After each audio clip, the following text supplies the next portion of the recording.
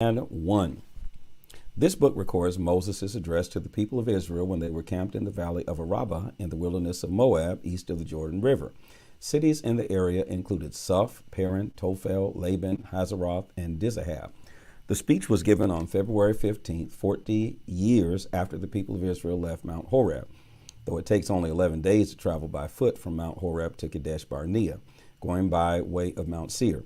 At the time of this address, King Sihon of the Amorites had already been defeated at Heshbon, and King Og of Bashan had been defeated at Ashtaroth, near Edrei. Here, then, is Moses' address to Israel, stating all the laws God had commanded him to pass on to them.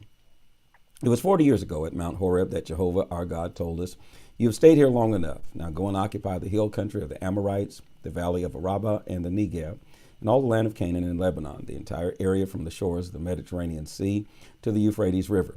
I'm giving all of it to you. Go in and possess it, for it is the land the Lord promised to your ancestors Abraham, Isaac, and Jacob, and all their descendants." At that time I told the people, "I need help. You are a great burden for me to carry all by myself, for the Lord has multiplied you to become as many as the stars. And may he multiply you 1,000 times more and bless you as he promised. But what can one man do to settle all your quarrels and problems? So choose men from each tribe who are wise, experienced, and understanding, and I will appoint them as your leaders." They agreed to this. I took the men they selected, some from every tribe, and appointed them as administrative assistants in charge of thousands, hundreds, fifties, and tens to decide their quarrels and assist them in every way. I instructed them to be perfectly fair at all times, even to foreigners. When giving your decisions, I told them, never favor a man because he is rich. Be fair to great and small alike. Don't fear their displeasure, for you are judging in the place of God. Bring me any cases too difficult for you, and I will handle them. And I gave them other instructions at that time also. Then we left Mount Horeb and traveled through the great and terrible desert, finally arriving among the Amorite hills to which the Lord our God had directed us. We were then at Kadesh Barnea on the border of the promised land. And I said to the people, "The Lord God has given us this land. Go and possess it as he told us to. Don't be afraid, don't even doubt." But they replied, "First, let's send out spies to discover the best route of entry and decide which cities we should capture first." Oh, that was their idea. This seemed like a good idea, so I chose 12 spies from each tribe. They crossed into the hills and came to the valley of Eshcol and returned with samples of the local fruit. One look was enough to convince us that it was indeed a good land the Lord our God had given us. But the people refused to go in and rebelled against the Lord's command. They murmured and complained in their tents and said, "The Lord must hate us, bringing us here from Egypt to be slaughtered by these Amorites. What are we getting into? Our brothers who spied out the land have frightened us with their report. They say that the people of the land are tall and powerful, and that the walls of their cities rise high into the sky. They have even seen giants there, the descendants of Anakim. But I said to them, don't be afraid. The Lord God is your leader, and he will fight for you with his mighty miracles, just as you saw him do in Egypt. And you know how he cared for you again and again here in the wilderness, just as a father cares for his child. But nothing I said did any good. They refused to believe the Lord our God, who had led them all the way and had selected the best places for them to camp, and had guided them by a pillar of fire at night and a pillar of cloud during the day. Well, the Lord heard their complaining and was very angry. He vowed that not one person in that entire generation would live to see the good land he had promised their fathers, except Caleb, son of Jephunneh, who, because he had wholly followed the Lord, would receive as personal inheritance some of the land he had walked over. And the Lord was even angry with me because of them, and said to me, "You shall not enter the promised land. Instead, your assistant Joshua, the son of Nun, shall lead the people. Encourage him as he prepares to take over the leadership. I will give the land to the children they said would die in the wilderness. But as for you, of the older generation, turn around now and go on back across the desert toward the Red Sea." Then they confessed, "We have sinned. We will go into the land and fight for it as the Lord our God has told us to." So they strapped on their weapons and thought it would be easy to conquer the whole area. But the Lord said to me, "Tell them not to do it, for I will not go with them. They will be struck down before their enemies." I told them, but they wouldn't listen. Instead, they rebelled against the Lord's commandment and went on up into the hill country to fight. But the Amorites who lived there came out against them and chased them like bees and killed them from Seir to Hormah. Then they returned and wept before the Lord, but he wouldn't listen. So they stayed there at Kadesh for a long time. Deuteronomy 2:1. Then we turned back across the wilderness toward the Red Sea, for so the Lord had instructed me. For many years we wandered around in the area of Mount Seir. Then at last the Lord said, "You have stayed here long enough. Turn northward. Inform the people that they will be passing through the country belonging to their brothers, the Edomites, the descendants of Esau who live in Seir. The Edomites will be nervous, so be careful. Don't start a fight, for I've given them all the Mount Seir country as their permanent possession, and I will not give you even a tiny piece of their land.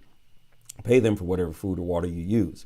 The Lord your God has watched over you and blessed you every step of the way for all these 40 years as you've wandered in this great wilderness, and you have lacked nothing in all that time. So we passed through Edom where our brothers lived, crossing the Arabah road that goes south to Elaz and Ezion-Geber, and traveling northward toward the wilderness of Moab.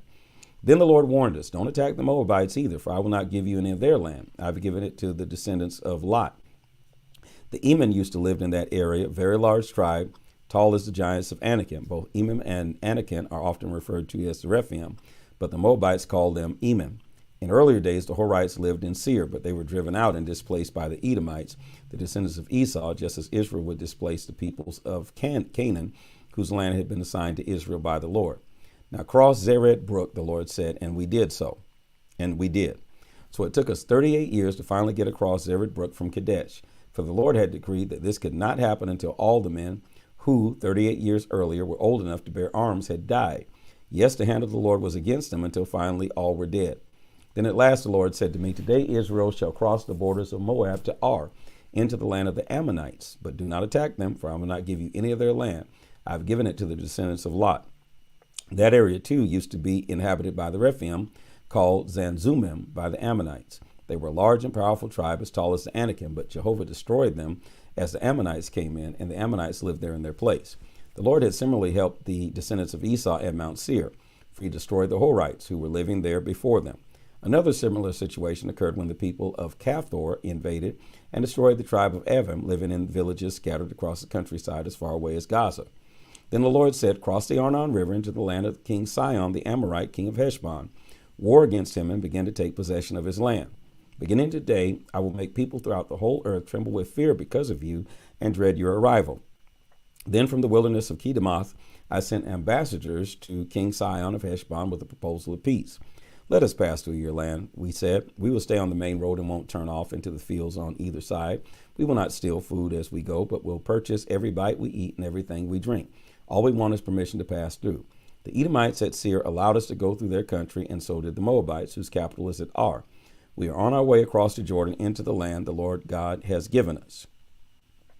But King Sihon refused because Jehovah your God made him obstinate, so that he could destroy Sihon by the hands of Israel, as has now been done.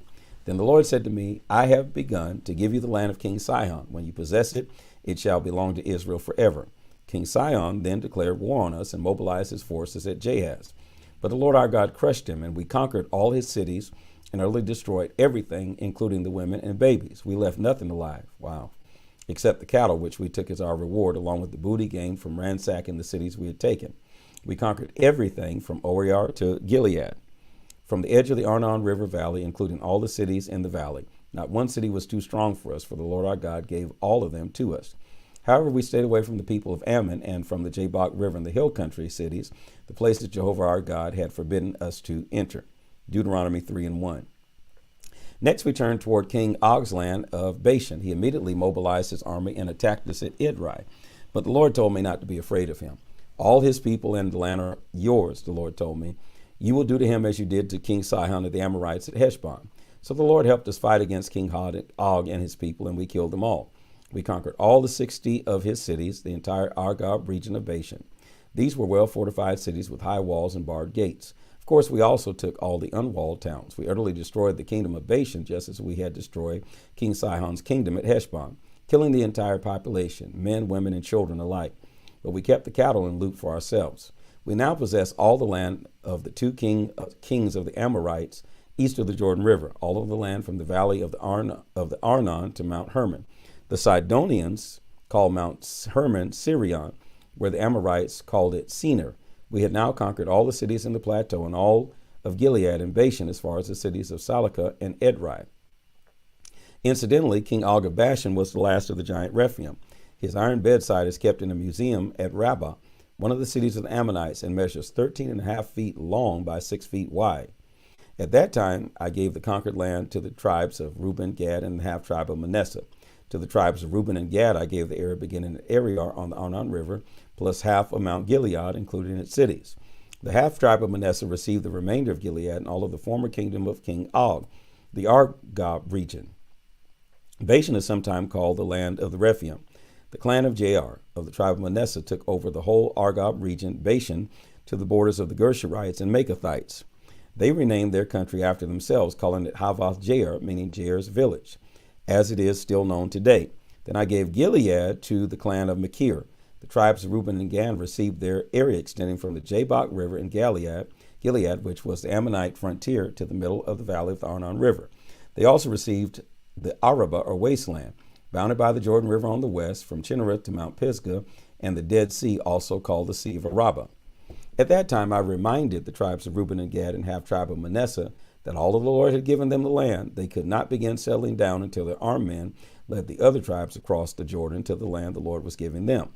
But your wives and children, I told them, may live here in the cities the Lord has given you, caring for you many cattle, until you return after the Lord has given victory to the other tribes too. When they conquer the land the Lord your God has given them across the Jordan River, then you may return here to your own land. Then I said to Joshua, you have seen what the Lord your God has done to those two kings. You will do the same to all the kingdoms on the other side of the Jordan. Don't be afraid of the nations there, for the Lord your God will fight for you. At that time I made this plea to God, O Lord God, please let me cross over into the promised land, the good land beyond the Jordan River with its rolling hills and Lebanon. I want to see the result of all the greatness and power you have been showing us. For what God in all heaven or earth can do what you have done for us? But the Lord was angry with me because of you, and would not let me cross over. Speak of it no more, he ordered, but go to the top of Mount Pisgah, where you can look out in every direction, and there you will see the land in the distance. But you will not cross the Jordan River. Commission Joshua to replace you, and then encourage him, for he shall lead the people across to conquer the land you will see from the mountaintop. So he remained in the valley of Beth Peor. The book of Deuteronomy chapter 4. And now, O Israel, listen carefully to these laws I teach you, and obey them if you want to live and enter into and possess the land given you by the Lord your God to your ancestors.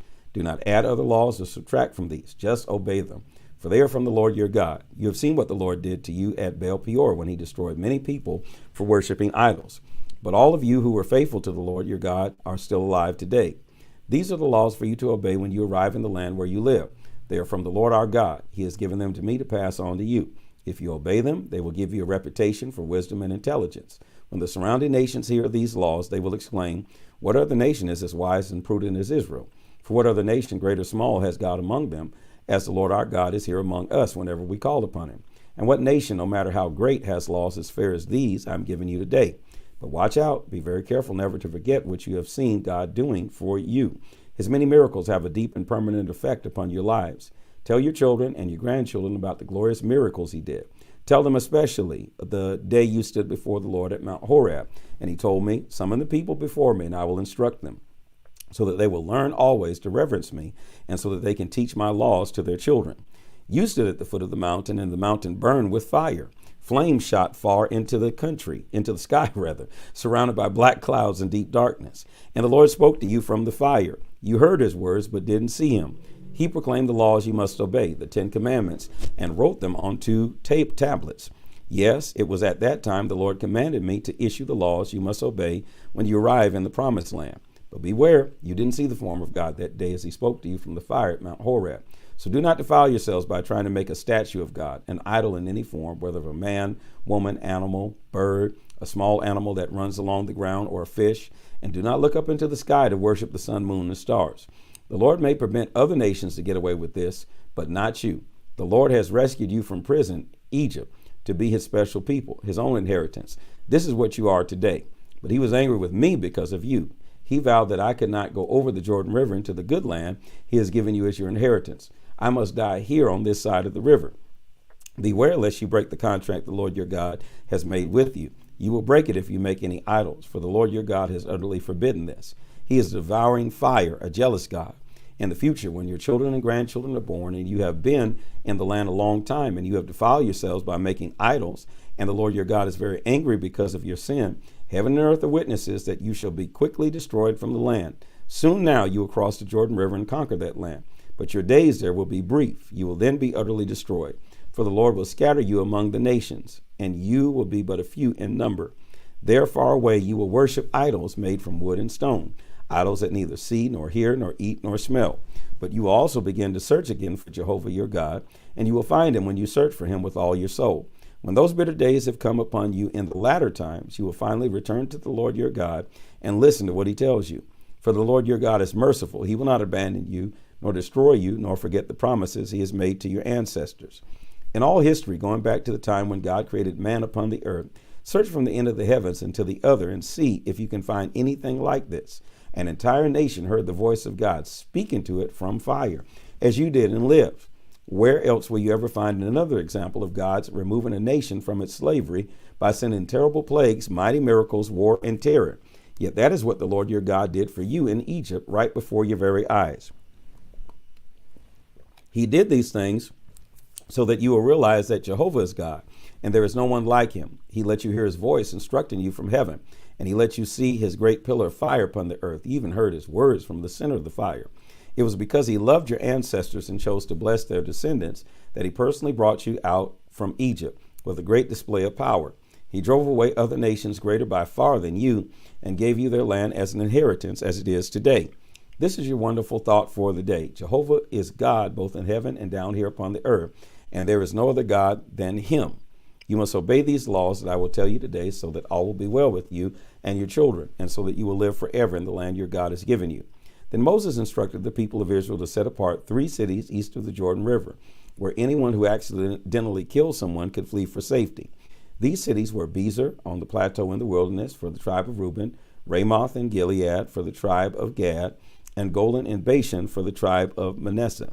Listed below are the laws Moses issued to the people of Israel when they left Egypt as they were camped east of the Jordan River near the city of Beth Peor. This was a land formerly occupied by the Amorites under King Sihon, whose capital was Heshbon. He and his people were destroyed by Moses and the Israelis. Israel conquered his land and that of King Og of Bashan, and they were 2 Amorite kings east of the Jordan. Israel also conquered all the area from Ariar to the edge of the Arnon River Valley to Mount Sirion or Mount Hermon as it is sometimes called, and all the east Araba east of the Jordan River over to the Dead Sea below the slopes of Mount Pisgah. Deuteronomy chapter 5 verse 1. Moses continued speaking to the people of Israel and said, listen carefully now to all these laws God has given you. Learn and be sure to obey them. The Lord our God made a contract with you at Mount Horeb, not with your ancestors, but with you who are here alive today. He spoke with you face to face from the center of the fire there at the mountain. I stood as an intermediary between you and Jehovah, for you were afraid of the fire and did not go up to him on the mountain. He spoke to me, and I passed on his laws to you. This is what he said. I am Jehovah your God, who rescued you from slavery in Egypt. Never worship any god but me. Never make idols. Don't worship images, whether birds, animals, or fish. You shall not bow down to any images, nor worship them in any way. For I am the Lord your God. I am a jealous God, and I will bring the curse of a father's sins upon even the 3rd and 4th generation of children of those who hate me. But I will show kindness to 1,000 generations of those who love me and keep my commandments. You must never use my name to make a vow you don't intend to keep. I will not overlook that. Keep the Sabbath day holy. This is my command. Work the other 6 days, but the 7th day is the Sabbath of the Lord your God.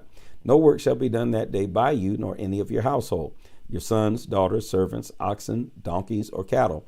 Even foreigners living among you must obey this law. Everybody must rest as you do. Why should you keep the Sabbath? It is because you were slaves in Egypt, and the Lord your God brought you out with a great display of power.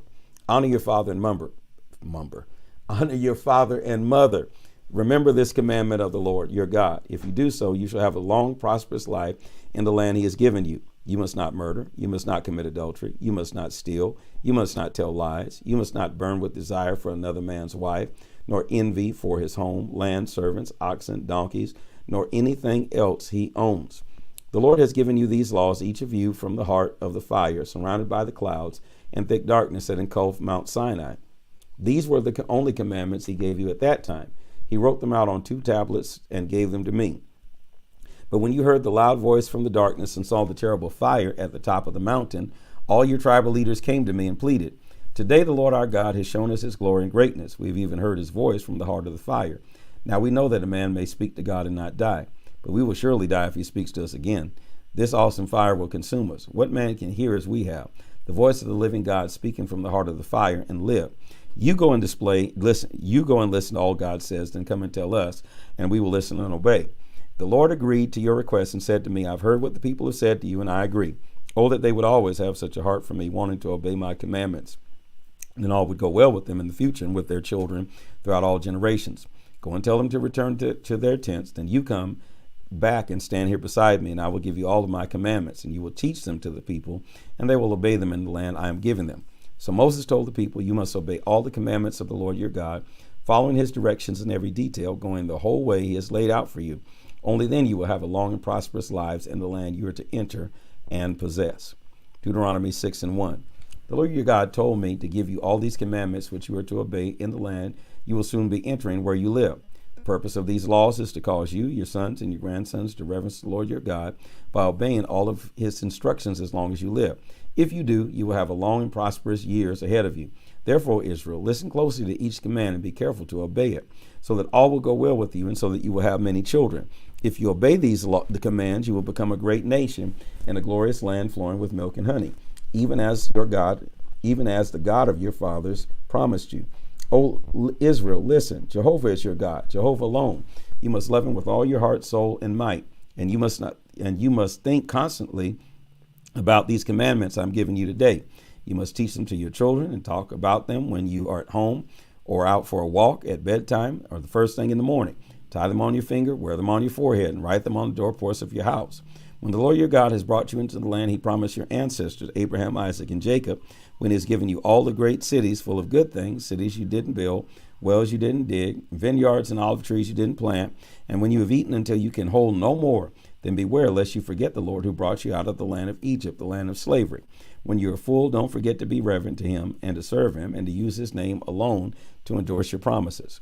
You must not worship the gods of the neighboring nations, for Jehovah your God who lives among you is a jealous God, and his anger may rise quickly against you and wipe you off the face of the earth. You must not provoke him and try his patience as you did when you complained against him at Massah. You must actively obey him in everything he commands. Only then will you be doing what is right and good in the Lord's eyes. If you obey him, all will go well with you, and you will be able to go in and possess the good land that the Lord promised your ancestors. You will also be able to throw out all the enemies living in your land as the Lord agreed to help you. In the years to come, when your son asks, what is the purpose of these laws which the Lord our God has given us? You must tell him, we were Pharaoh's slaves in Egypt, and the Lord brought us out of Egypt with great power and mighty miracles, with terrible blows against Egypt and Pharaoh and all his people. We saw it all with our own eyes. He brought us out of Egypt so that he could give us this land he had promised to our ancestors. And he has commanded us to obey all these laws and to reverence him so that he can preserve us alive as he has until now. For it always goes well with us when we obey the laws of the Lord our God. The book of Deuteronomy, chapter 7, verse 1. When the Lord brings you into the promised land, he will soon, he will destroy the following 7 nations, all greater and mightier than you are: the Hittites, the Girgashites, the Amorites, the Canaanites, the Perizzites, the Hivites, the Jebusites. When the Lord your God delivers them over to you to be destroyed, do a complete job of it. Don't make any treaties or show them mercy. Utterly wipe them out. Do not intermarry with them, nor let your sons and daughters marry their sons and daughters. That would surely result in your young peoples beginning to worship their gods. Then the anger of the Lord will be hot against you, and he will surely destroy you. You must break down the heathen altars and shatter the obelisks, and cut up the shameful images and burn the idols. For you are a holy people dedicated to the Lord your God. He has chosen you from all the people on the face of the whole earth to be his own chosen ones. He didn't choose you and pour out his love upon you because you were a larger nation than any other, for you were the smallest of all. It was just because he loved you and because he kept his promise to your ancestors. That is why he brought you out of slavery in Egypt with such amazing power and mighty miracles. Understand, therefore, that the Lord your God is the faithful God who for 1,000 generations keeps his promises and constantly loves those who love him and who obey his commands. But those who hate him shall be punished publicly and destroyed. He will deal with them personally. Therefore, obey all these commandments I'm giving you today. Because of your obedience, the Lord your God will keep his part of the contract, which in his tender love he made with your fathers. And he will love you and bless you and make you into a great nation. He will make you fertile and give fertility to your ground and to your animals, so that you will have large crops of grain, grapes, olives, and great flocks of cattle, sheep, and goats when you arrive in the land he promised your fathers to give you. You will be blessed above all the nations of the earth. Not one of you, whether male or female, shall be barren, not even your cattle. And the Lord will take away all your sickness and will not let you suffer any of the diseases you remember so well. He will give diseases of Egypt you remember so well. He will give them all to your enemies. You must destroy all the nations the Lord your God delivers into your hands. Have no pity and do not worship their gods. If you do, it will be a sad day for you. Perhaps you will think to yourself, how can we ever conquer these nations that are so much more powerful than we are? Don't be afraid of them. Just remember that the Lord your God did to Pharaoh and to all the land of Egypt. Do you remember the terrors the Lord sent upon you? Your parents saw it with their own eyes, and the mighty miracles and wonders and the power and strength of Almighty God that he used to bring you out of Egypt. Well, the Lord your God will use the same might against the people you fear. Moreover, the Lord your God will send hornets to drive out those who hide from you. No, do not be afraid of those nations, for the Lord your God is among you, and he is a great and awesome God. He will cast them out a little at a time. He will not do it all at once, for if he did, the wild animals would multiply too quickly and become dangerous. He will do it gradually, and you will move in against those nations and destroy them. He will deliver their kings into your hands, and you will erase their names from the face of the earth. No one will be able to stand against you. Burn their idols and do not touch the silver or gold they are made of. Do not take it, or it will be a snare for you, for it is horrible to the Lord your God. Do not bring an idol into your home and worship it, for then your doom is sealed. Utterly detest it, for it is a cursed name. Deuteronomy 8:1. You must obey all the commandments I give you today. If you do, you will not only live, you will multiply, and you will go in and take over the land promised to your fathers by the Lord. Now, you need to go on and give the commandments. You keep saying obey them, need to give them. All right, that's my commentary. Do you remember how the Lord led you through the wilderness for all those 40 years, humbling you and testing you to find out how you would respond, whether or not you really would obey him? Yes, he humbled you by letting you go hungry and then feeding you with manna, a food previously unknown to both you and your ancestors. He did it to help you realize that food isn't everything and that real life comes by obeying every command of God. For all these 40 years, your clothes haven't grown old and your feet haven't been blistered or swollen. So you should realize that as a man punishes his son, the Lord punishes you to help you. Obey the laws of the Lord your God. Walk in his ways and fear him. For the Lord your God is bringing you to a land of brooks, pools, gushing springs, valleys, and hills. It is a land of wheat and barley, of grapevines, fig trees, pomegranates, olives, and honey. It is a land where food is plentiful and nothing is lacking. It is a land where iron is as common as stone, and copper abundant in the hills. When you've eaten your fill, bless the Lord your God for the good land he has given you. But that is the time to be careful. Beware that in your plenty you don't forget the Lord your God and begin to disobey him. For when you have become full and prosperous and have built fine homes to live in, and when your flocks and herds have become very large and your silver and gold have multiplied, this is the time to watch out that you don't become proud and forget the Lord your God who brought you out of your slavery in the land of Egypt. Beware that you don't forget the God who led you through the great and terrible wilderness with the dangerous snakes and scorpions.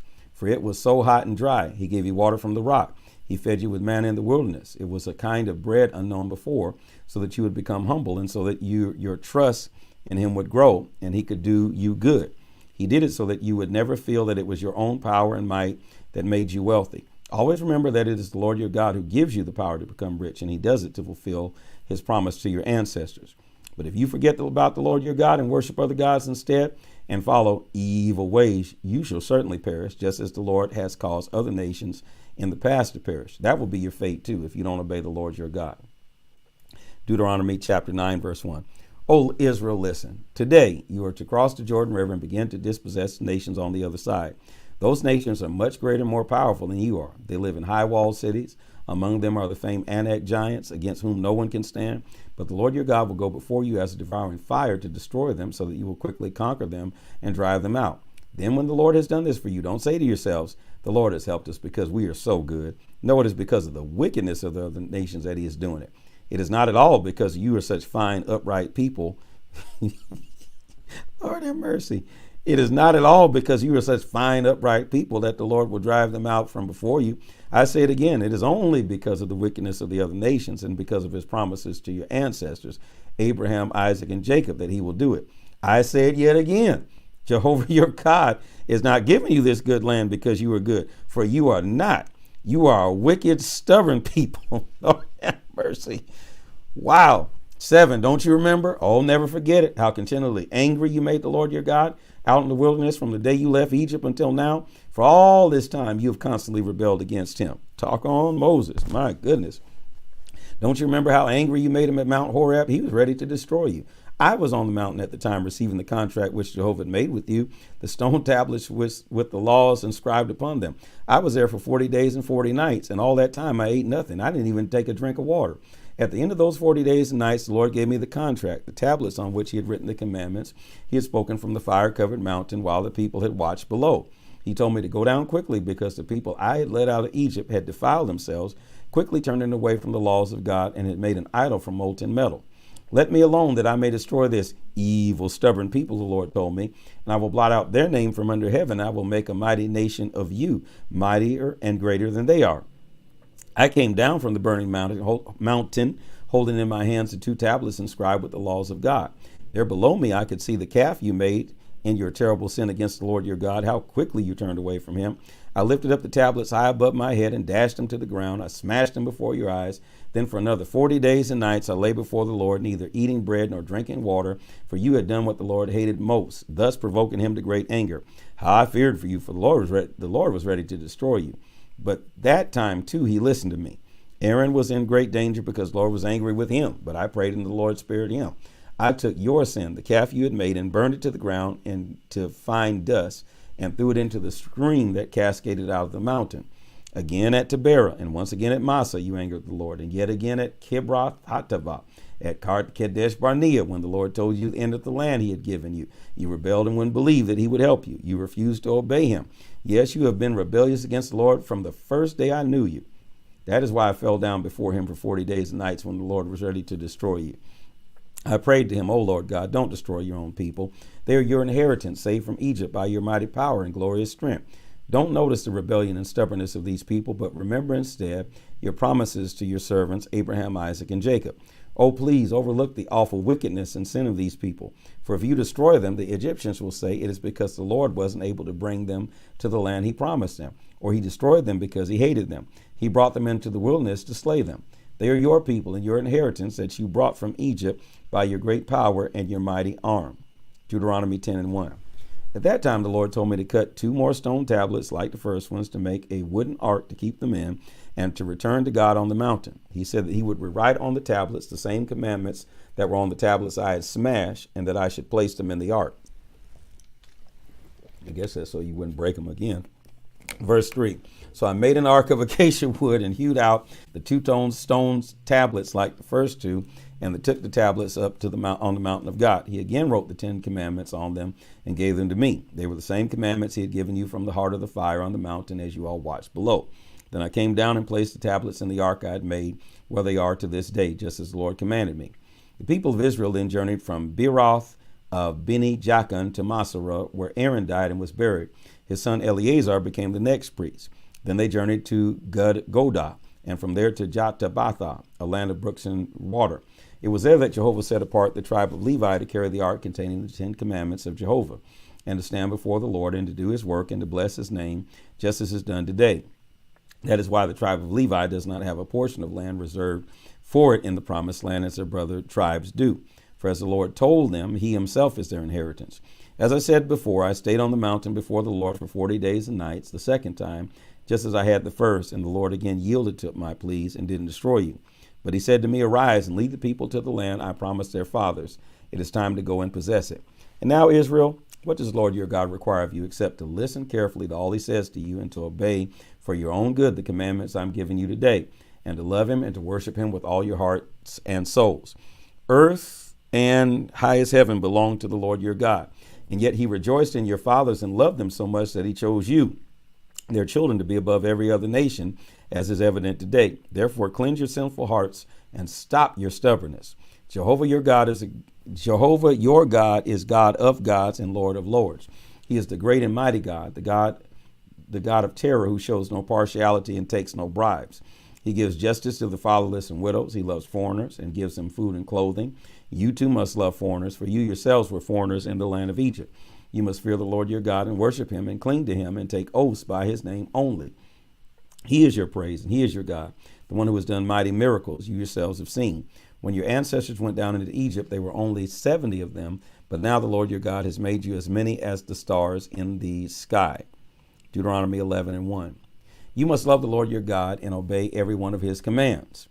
Listen, I'm not talking now to your children who have never experienced the Lord's punishment nor seen his greatness and his awesome power. They weren't there to see the miracles he did in Egypt against Pharaoh and all his land. They didn't see what God did to the armies of Egypt and to their horses and chariots, how he drowned them in the Red Sea as they were chasing you, and how the Lord has kept them powerless against you until this very day.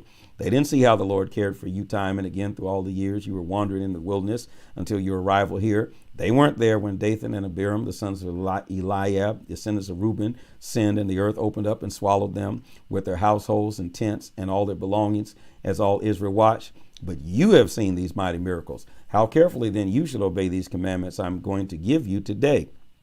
Moses, when are you going to give them? So that you may have the strength to go in and possess the land you're about to enter. If you obey the commandments, you will have a long and good life in the land the Lord promised your ancestors and to you, their descendants, a wonderful land flowing with milk and honey. For the land you are about to enter and possess is not like the land of Egypt where you've come from, where irrigation is necessary. It is a land of hills and valleys with plenty of rain, a land that the Lord your God personally cares for. His eyes are always upon it day after day throughout the year. And if you will carefully obey all his commandments that I'm going to give you today, and if you will love the Lord your God with all your hearts and souls and worship him, then he will continue to send both the early and latter rains, late rains that will produce wonderful crops of grain, grapes for your wine and olive oil.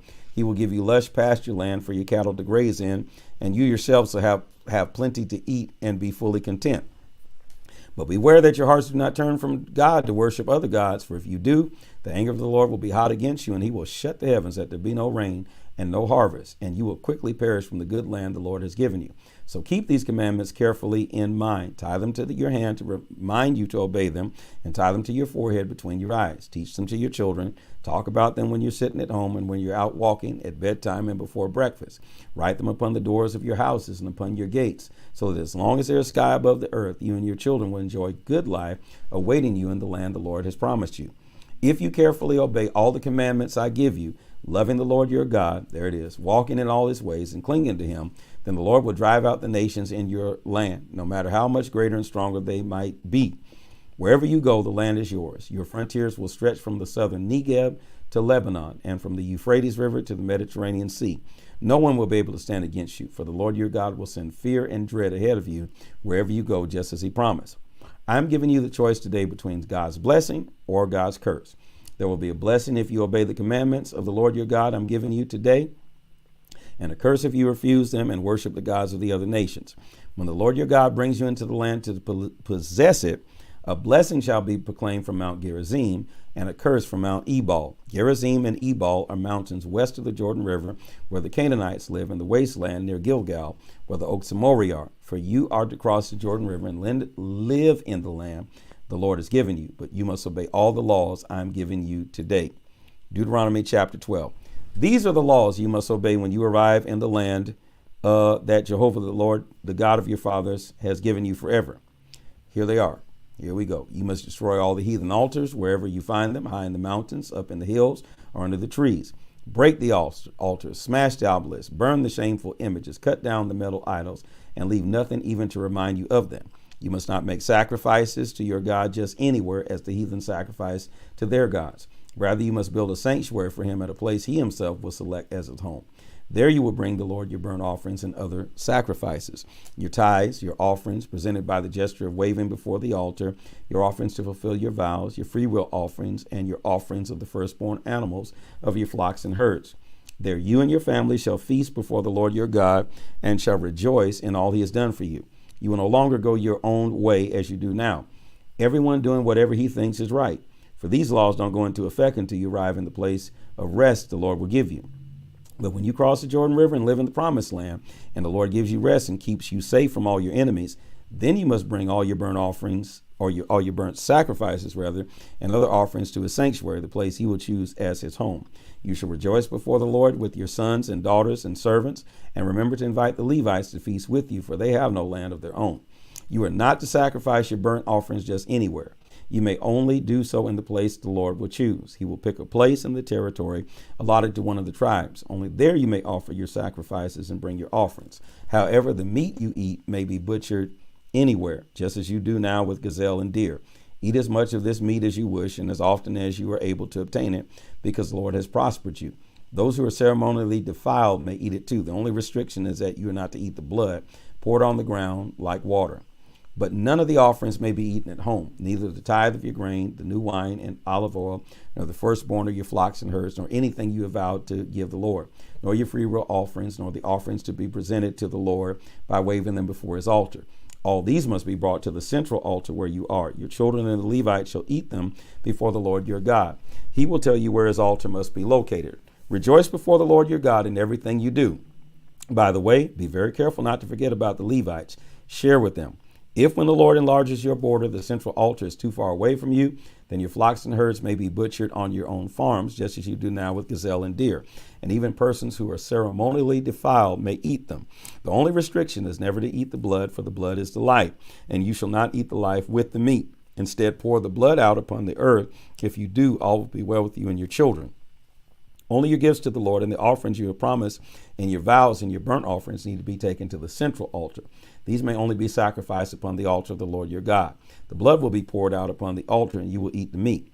Be careful to obey all these commandments. If you do what is right in the eyes of the Lord your God, all will go well with you and your children forever, when he destroys the nation and the land where you will live. Don't follow their example in worshiping their gods. Do not ask, how do these nations worship their gods? And then go and worship as they do. Wow. Let me read that again.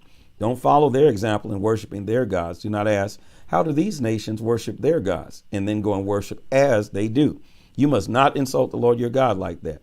These nations have done horrible things that he hates, all in the name of their religion. They have even roasted their sons and daughters in front of their gods. Obey all the commandments I give you. Do not add or subtract from them. Deuteronomy 13:1. If there's a prophet among you, or one who claims to foretell the future by dreams, and if his predictions come true, but he says, come, let us worship the gods of the other nations, don't listen to him, for the Lord is testing you to find out whether or not you really love him with all your heart and soul. You must never worship any god but Jehovah. Only obey his commands and cling to him. The prophet who tries to lead you astray must be executed, for he has attempted to foment rebellion against the Lord your God, who brought you out of the slavery in the land of Egypt. By executing him, you will clear out the evil from among you. If your nearest relative or closest friend, or even a brother, son, daughter, beloved wife, whispers to you to come and worship these foreign gods, do not consent or listen and have no pity. Do not spare that person from the penalty. Don't conceal this horrible suggestion.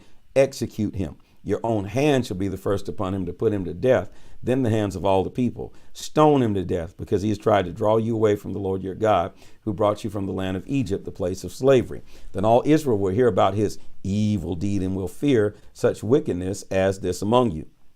If you ever hear it is said about one of the cities of Israel that some worthless rabble have led their fellow citizens astray with the suggestion that they worship foreign gods, first check the facts to see if the rumor is true. If you find that it is true, then it is certain that such a horrible thing is happening among you, and one of the cities the Lord has given you, you must without fail declare war against that city and utterly destroy all its inhabitants, even all the cattle.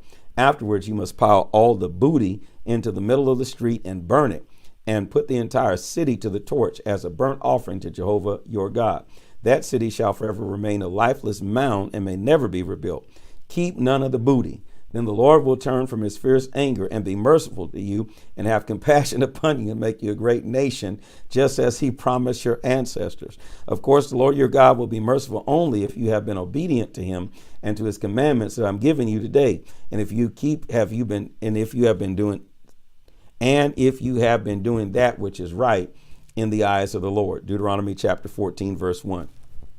Since you are the people of God, never cut yourself as the heathen do when they worship their idols, nor shave the front halves of your heads for funerals. You belong exclusively to the Lord your God, and he has chosen you to be his own possession, more so than any other nation on the face of the earth. You are not to eat any animal I have declared to be ceremonially defiled. These are the animals you may eat: the ox, the sheep, the goat, the deer, the gazelle, the roebuck, the wild goat, the ibex, the antelope, and the mountain sheep. Any animal that has cloven hooves and chews the cud may be eaten. But if the animal doesn't have both, it may not be eaten. So you may not eat the camel, the hare, or the coney. They chew the cud, but do not have the cloven hooves. Pigs may not be eaten because although they have cloven hooves, they don't chew the cud. You may not even touch dead bodies of such animals. Only sea animals with fins and scales may be eaten. All other kinds are ceremonially defiled. You may eat any bird except the following: the eagle, the vulture, the osprey, the buzzard, the falcon, any variety, the raven, any variety, the ostrich, the nighthawk, the seagull, the hawk, any variety, the screech owl, the great owl, the horned owl, the pelican, the vulture, the cormorant, the stork, the heron, any variety, the hoopoe, the bat. With certain exceptions, insects are a defilement to you and may not be eaten. Don't eat anything that has died a natural death. However, a foreigner among you may eat it. You may give it or sell it to him. Lord, going to let the foreigners eat that dirty meat. But don't eat it yourself, for you are holy to the Lord your God. You must not boil a young goat in its mother's milk. You must tithe all of your crops every year, giving them that bad meat. You must tithe all your crops every year. Bring this tithe to eat before the Lord your God at the place he shall choose as a sanctuary. This applies to your tithes of grain, new wine, olive oil, and the firstborn of your flocks and herds. The purpose of tithing is to teach you always to put God first in your lives. If the place the Lord chooses for a sanctuary is so far away that it isn't convenient to carry your tithes to that place, then you may sell the tithe portion of your crops and herds, and take the money to the Lord's sanctuary. When you arrive, use the money to buy an ox, sheep, some wine, or beer, to feast there before the Lord your God, and to rejoice with your household. I see now. Don't forget to share your income with the Levites in your community, for they have no property or crops as you do. Every third year, you are to use your entire tithe for local welfare programs. Give it to the Levites who have no inheritance among you, or to foreigners or to widows or orphans within the city, so that they can eat and be satisfied. Then Jehovah your God will bless you and your work. Deuteronomy 15:1. At the end of every seventh year, there is to be a canceling of all debts. Every creditor shall write paid in full on any promissory notes he holds against a fellow Israelite. For the Lord has released everyone from his obligation. This release does not apply to foreigners. No one will become poor because of this, for the Lord will greatly bless you in the land he has given you if you obey this command. The only prerequisite for his blessing is that you carefully heed all the commands of the Lord your God that I'm giving you today. He will bless you as he has promised. You shall lend money to many nations, but never need to borrow. You shall rule many nations, but they shall not rule over you.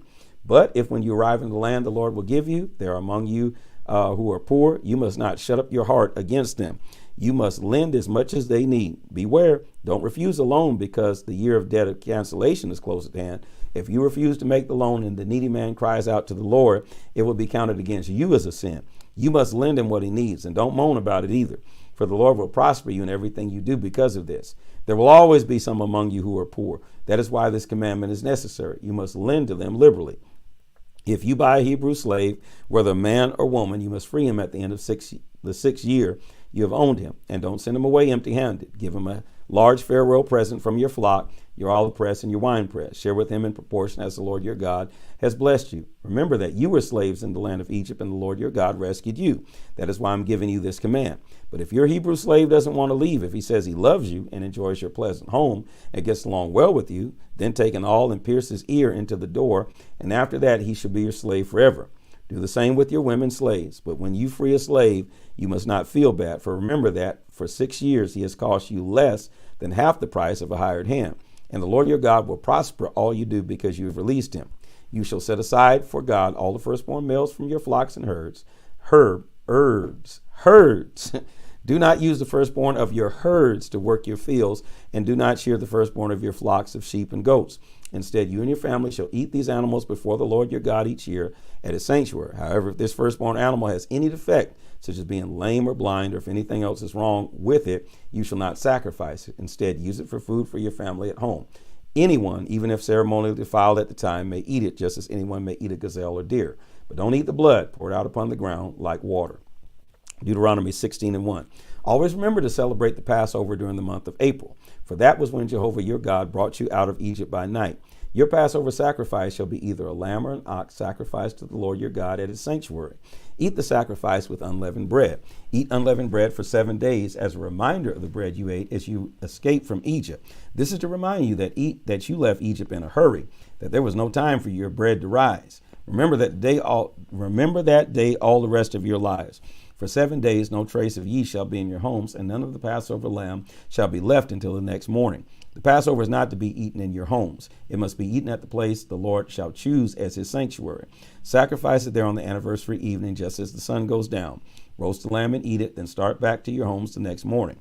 For the following 6 days you shall eat no bread made with yeast. On the seventh day there shall be a quiet gathering of the people of each city before the Lord your God.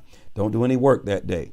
7 weeks after the harvest begins, there shall be another festival before the Lord your God, called the Festival of Weeks.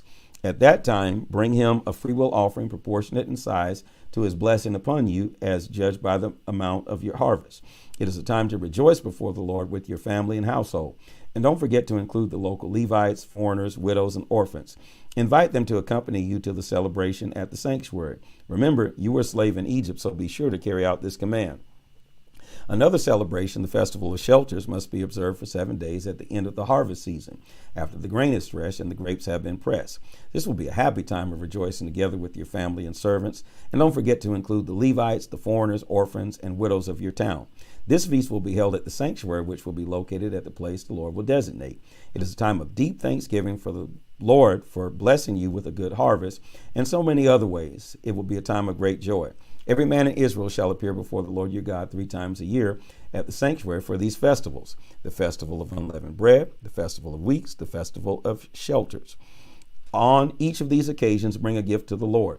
Give as you are able, according as the Lord has blessed you. Appoint judges and administrative officials for all the cities the Lord your God has given you.